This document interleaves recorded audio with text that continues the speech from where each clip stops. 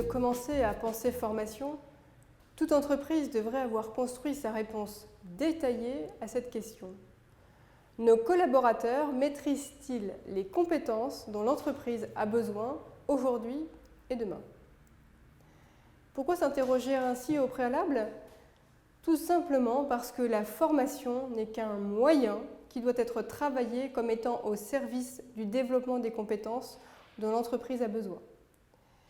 Répondre à cette première question suppose de s'être interrogé sur les conséquences des choix de développement de l'entreprise sur les métiers, l'organisation et les compétences requises, par exemple à l'occasion d'un exercice de GPEC, de gestion prévisionnelle des emplois et des compétences bien mené.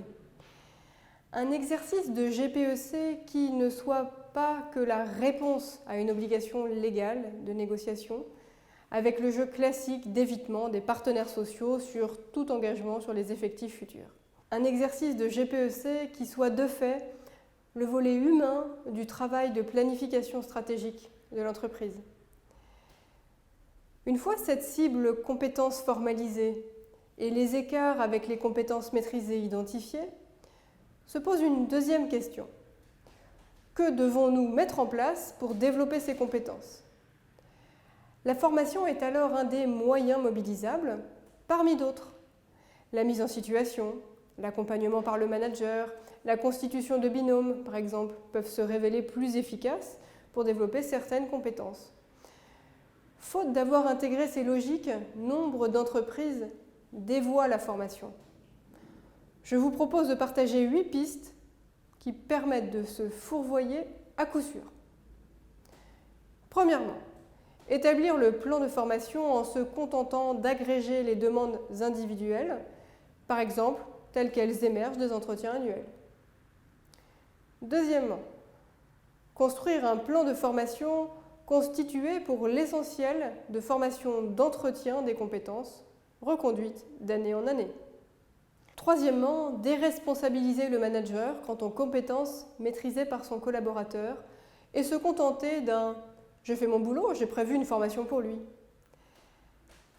Quatrièmement, faire circuler un catalogue de formations en demandant au manager ou aux collaborateurs de faire leur choix, contribuant ainsi à faire de la formation un consommable plus qu'un moyen.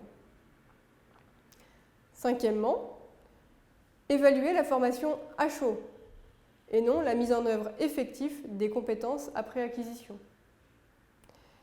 Sixièmement, ne construire des formations qu'avec une vue court terme et sacrifier ainsi l'employabilité future des collaborateurs. Septièmement, fixer un engagement de l'entreprise quant au quota formation auquel aurait droit chaque collaborateur, sans prendre en compte les besoins réels. Et enfin, le 8e point, se concentrer en premier lieu sur les outils de formation plus que sur les enjeux et les contenus.